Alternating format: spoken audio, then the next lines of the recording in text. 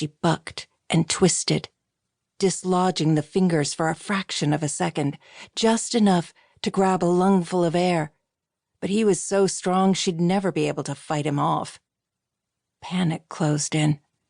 She flailed her hands, beat on the arm, desperate to escape him. The edge of her wrist slammed against the nightstand, whimpers stuck in her throat, and her fingers curled around something. The letter opener she'd found on the desk and used to tighten the loose knob on the nightstand. She grabbed the opener and aimed it toward the arm attached to the hand over her face. "Ugh!" The attacker's yell echoed through her small room. He jerked back, and she jabbed again, aiming for whatever she could hit. Her hit was true, and he cried out again, stumbling away from the bed. She jumped up and ran. Coco followed, yapping at her heels. Kate made it to the front door, threw it open, and raced out into the freezing night air. With a frantic glance over her shoulder, her bare feet pounded the frozen ground. She slammed into a hard chest, and a scream ripped from her throat. Hard hands grasped for her and slipped over her chilled skin. She fell, landing on her right hip. Pain raced through her, and she let out a harsh gasp, stunned into stillness for a brief second. Coco jumped at her, pulling her out of her dazed moment. She gathered the little dog in her arms and scrambled to her feet, ignoring the throbbing ache in her hip.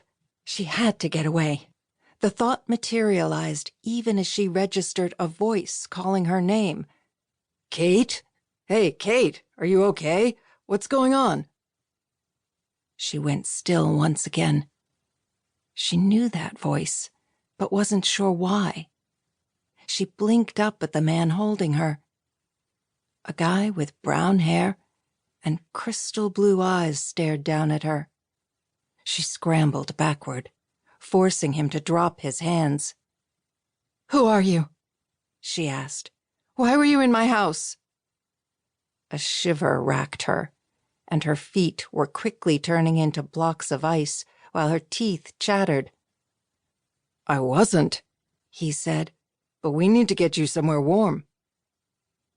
He rested a hand on the head of the beautiful dog sitting at his side. Still, Kate backed farther away, her bare feet numb, making it difficult to walk. "Someone was."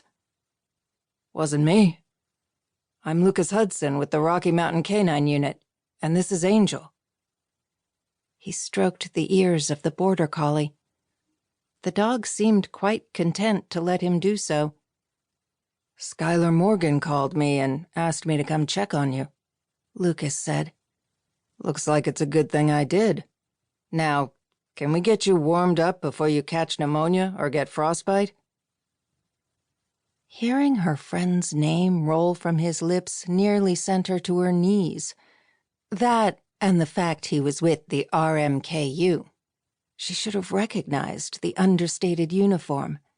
Khaki pants, navy blue shirt, and the badge on a chain around his neck. "Oh, thank you." Another violent shudder rippled through her, and this time she paid attention to how cold she was. Apparently Lucas did too.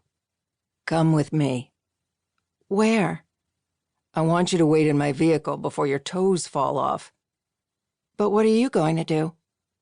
"Call the local cops and check your house." She looked back to her home and saw a figure standing on her porch, watching her. "There!" she pointed with a gasp. "Look!" He spun, his hand going to his weapon. "Get in the car." He shoved her toward it. "Angel, come." He and the dog took off after the person who'd disappeared. Teeth chattering, skin pebbled with goosebumps, Kate clutched her pup and stumble-walked toward the SUV, desperate to get some feeling back in her feet. November in Bozeman, Montana was nothing to play with. It was cold. She opened